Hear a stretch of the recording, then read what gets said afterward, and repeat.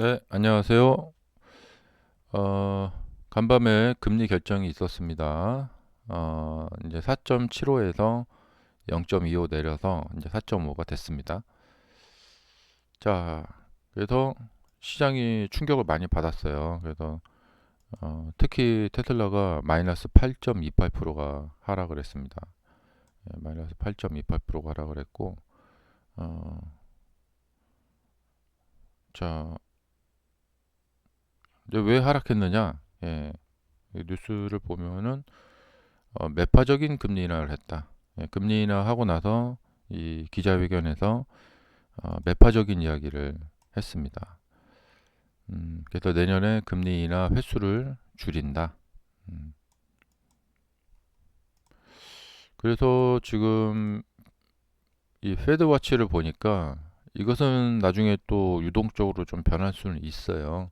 근데 이제 시장이 이제 어젯밤에 하루 이제 충격을 받은 이유가 페드 와치 여기 잘 나타나고 있는데 이제 1월 29일에 내년에 이제 지금 4.5에서 4.25로 한 번 더 내리고요. 그리고는 이제 5월까지도 인하가 없고 이제 6월 달에 가서 한 번 더 내리고 한 번 정도 내리고 그 4% 금리를 연말까지 그냥 유지를 해버리겠다. 예. 그러니까 내년 연말까지 봤을 때 4%가 계속 유지가 되는 거예요. 4% 정도면은 그래도 이게 상당히 이제 고금리입니다. 내년에 고금리가 에, 길게 유지가 된다. 그러니까 금리가 거의 뭐 별로 변동이 없는 거죠. 예. 그래서 연준에서 아마 물가가 다시 올라올까봐 걱정이 되는 것 같아요. 예, 미국 경제가 워낙에 좀 탄탄하고 실업률도 낮고 그러니까 어, 까딱 잘못하면 물가가 다시 올라오겠는데 이번에 CPI가 2달 연속 보면은 좀 이렇게 올라오죠. PPI도 좀 올라오고요. 어, 그래서 연준이 이제 이런 이야기를 한 것 같습니다. 예. 시장도 같이 이제 걱정을 하고 있는 것 같아요. 그래서 그게 이제 주가 하락으로 나타난 게 된 것 같고요. 사실 그동안 이제 시장은 내년에 금리 인하의 해구나 매우 기대된다 하면서 이제 주가가 올랐었거든요. 계속. 어, 물가도 이제 안정적이었고, 근데 연준이 이제 뭐냐면 물가를 많이 신경 쓰거든요. 실업률하고. 그러니까 연준의 목표는 이제 적당한 밸런스를 잡는 거거든요. 그런데 이제 물가가 다시 오른다. 예. 그러면 좀 안 좋겠죠. 그러니까 지금 트럼프의 정책이 보면은 그 이민자들을 대거 쫓아내겠다. 그러면은 이제 노동 인력이 줄고 그러면은 인건비가 상승할 가능성이 있죠. 예. 실제로 미국에 가보면은 이 그 저기 남미계 그러니까 뭐 멕시코 뭐 이런 데 있죠. 뭐 에콰도르 뭐 이런 데. 이 남미계 분들이 식당에서 서빙을 하고 또 식당에서 접시를 닦고 이런 분들이 엄청 많아요. 예. 어디 가든지 다 막 아미고 아미고 이렇게 부르면서 어, 남자분들이나 여자분들이나 엄청나게 많은 그 남미계 분들이 정말 많은데 그러니까 스페니쉬 뭐 그런 분들이 굉장히 많은데 어, 그분들도 이민자들 현재 못 들어오게 하는 것도 있고 그러니까 우리나라 같은 경우도 좀 마찬가지예요. 시골에서 농사 짓는 곳에서 이민자들이 그 일꾼을 구하기 힘들어서 그래서 채소 가격이 올라온다. 뭐 이런 말도 있죠. 그리고 트럼프는 관세를 매겨버리고 이민자 쫓아내고 그러니까 인건비가 상승하고 그다음에 이제 중국에서 들어오는 이런 싼 물건들이 이제 안 들어오면 관세가 매겨지면 그 물건들의 가격이 올라가고 이렇게 되고 내년은 물가 상승에 해가 될 가능성이 있다. 그래서 요번에 딱 브레이크를 걸어준 것 같아요. 안 그래도 이게 좀 우려가 되는데 연준마저 우리는 뭐 그런 거 신경 안 쓰고 그냥 금리 인하 쭉쭉 내리겠다. 그러면 이제 물가 상승이 더 이제 부채질 되겠죠. 그래서 이번 발표로 인해서 연준이 물가 상승에 대해서 굉장히 신경 쓰고 있다. 음, 음, 그래서 이제 주식시장이 그동안 많이 올라왔었는데 이제 이런 이야기가 나오니까 일제히 하락을 했고 10년물이 굉장히 많은 반응을 보였습니다. 예, 여기서 이렇게 보시면은 쭉 올라 버렸습니다. 그래서 10년물이 다시 4.5가 돼 버렸습니다. 예, 이거 엄청나게 좀 올라오고 있는데요. 여기서부터. 그래서 음, 이게 이제 만약에 뚫고 올라가게 된다. 다시 5%대까지 올라가는 이런 경로로 가게 된다라는 가능성이 좀 나타나게 된 것 같아요. 이렇게 좀 추세상 보면은 올랐다가 잠시 눌렸다가 지금 다시 뚫고 올라가려고 하고 있는데 자 이제 앞으로 며칠이 중요하겠죠. 여기서 이게 이제 쿨다운 돼버리면 이제 하락이 돼버리면 진정되면 좀 괜찮을 것 같은데 만약에 며칠 동안 더 뚫고 올라가 버린다. 그러면 이번 크리스마스 랠리는 조금 기대를 하기가 쉽지 않을 것 같다는 생각이 또 듭니다. 그 다음에 달러 지수가 지금 107까지 올라갔는데 조금 과한 면이 있다. 예. 그래서 그동안 많이 이제 달러가 이제 들어왔는데 이제 앞으로 달러가 좀 빠져나가는 주식시장 하락하면서 달러가 좀 빠져나가야 되지 않을까. 우리나라도 좀 충격을 받고 있는데요. 그리고 특히 외환이 좀 1449, 예, 1450원을 돌파하려고 하고 있습니다. 이런 이제 일이 있었습니다. 예, 그리고 전반적으로 다 하락을 했지만 이제 비트코인도 지금 다 막 좀 내려꽂고 있는데요. 이것은 이제 뭐 주식시장의 어떤 작용 반작용 효과죠. 많이 급등을 한 만큼 이제 급락을 했다. 그리고 테슬라가 지금 다른 종목들에 비해서 어, 뭐 알파벳 한 3%, 그다음에 애플 2%.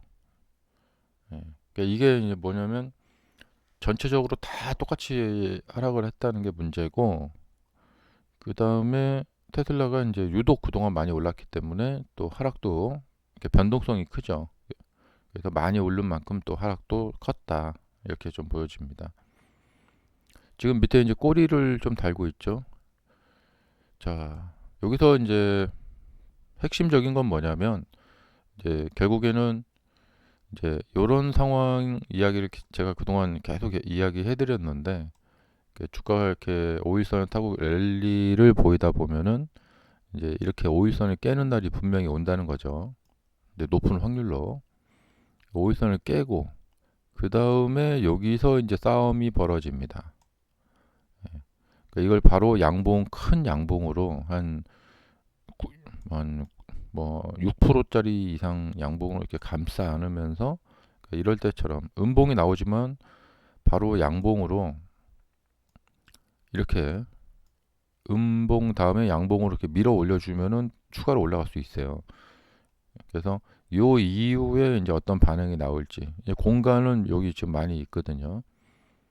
그래서 이 음봉은 이제 이쪽 음봉 성격하고 좀 비슷합니다. 그러니까 이런 음봉 성격은 아니에요.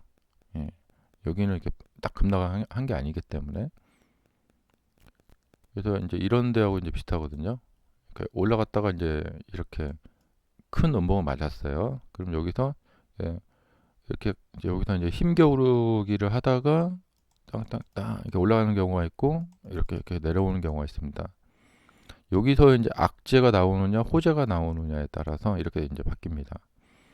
그것은 뭐 누구도 이제 예상하기가 어렵죠. 그래서 이제 늘상이 있는 랠리 후에 그러니까 이렇게 해서 여기서 지지를 받고 그러니까 랠리를 보인 다음에 지지받고 이렇게 해서 가보면 됩니다. 예. 그러니까 여기도 이제 급등했고 떨어졌는데 트럼프 당선이라는 그 호재가 나와서 급등해서 올라가 버렸죠. 만약 악재가 나왔다면 이렇게 떨어졌겠죠. 트럼프가 당선이 안 됐다 그러면 이렇게 떨어져 갖고 지금 막 여기서 막 이러고 있을 거라고 생각이 되는데, 예. 그래서 이제 요 랠리 후에 여기서 이제 왔다 갔다 하면서 수렴이, 그러니까 이런 식으로 수렴이 되는 경우가 있고요. 그다음에 이제 여기서 잘 견디고 또 뚫고 올라가는 경우가 있고, 가다가 악재 만나서 떨어지는 경우가 있고. 우선 이제 조건적으로 보면은 많은 사람들이 지금 매수를 해서 들어왔어요.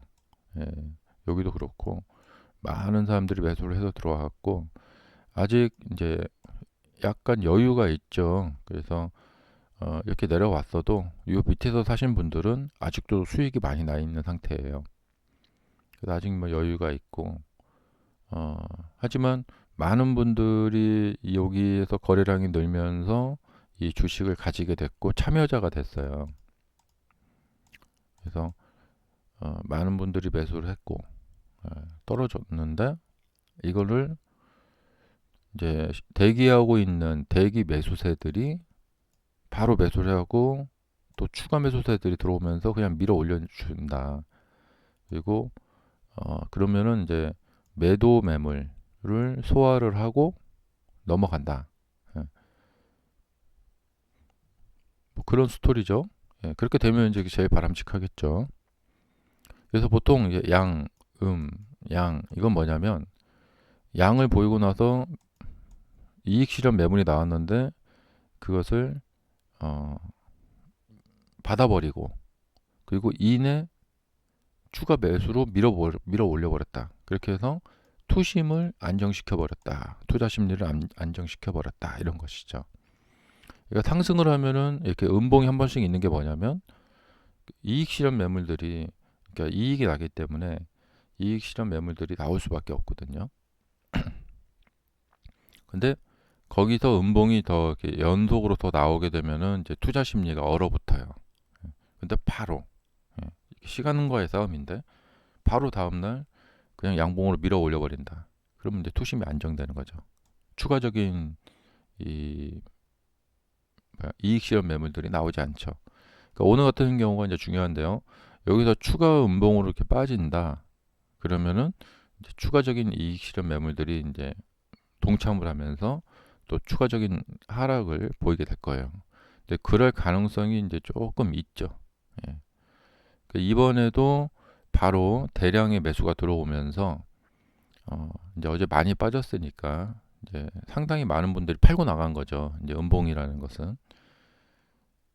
그리고 나서 안 그래도 이거 사고 싶었었는데 요번에 싸졌으니까 이거 기회다 해가지고 이제 그런 분들이 많이 오셔서, 그러니까 웬만큼 팔 분들은 팔고 나갔고 더 이상 매도가 나올 것이 없다. 이렇게 되면은 또 양봉을 이렇게 밀고 올라가죠. 예. 그러니까 이제 정리를 해보자면은 여기서는 얼마나 양봉을 잘 만들어 주느냐의 싸움이에요. 예. 근데 여기 빠졌다가 회복이 잘 안 되고 좀 힘이 없는 듯한 모습을 보이고 이렇게 시간이 흘러버리게 되면은 이제 요 상승 채널에서 옆으로 이렇게 빠져버리게 되죠, 주가가. 예. 그러면 이제 거기에서 좀 위기 상황이 오게 되죠. 그러니까 지난 11월에 이렇게 가다가 여기까지 빠졌잖아요. 여기서 다행히 이제 주가가 올라가서 다행인데, 만약에 악재 같은 게 하나 딱 떨어졌다. 예, 이번 FOMC 회의가 여기서 있었다면 주가가 이렇게 빠질 뻔했죠. 이렇게. 그래서 이 모델을 참고를 하시면서 보시면 되겠습니다. 예. 그래서 여기서 이제 수렴 현상을 보이는 경우가 상당히 서로 이제 갈 수 있다, 못 간다, 갈 수 있다, 못 간다 하면서 서로의 의견들이 팽팽하게 이렇게 맞서게 되는 수렴 현상을 보일 가능성이 좀 꽤 있어 보이고요. 음. 근데 이제 제일 중요한 것은 이제 오늘하고 내일 정도의 반응입니다. 어느 정도의 회복력을 보여줄 것인가, 아니면 추가로 빠질 것인가. 좀 많이 빠진다면은 리바운딩이 좀 나타날 것이고, 여기도 좀 밀어 올려준다면은 그 밀어 올려주는 모습을 좀 유심히 보면은 추가로 또 갈 수 있겠구나, 못 가겠구나, 이런 것이 좀 파악이 되거든요. 자, 항상 그래요. 이제 주가가 급등을 하면은 마치 기다렸다는 듯이 악재가 나와요. 참 신기해요. 예. 자, 여기서 이제 추가 상승을 하느냐, 이제 조정으로 가느냐, 싸움입니다. 감사합니다.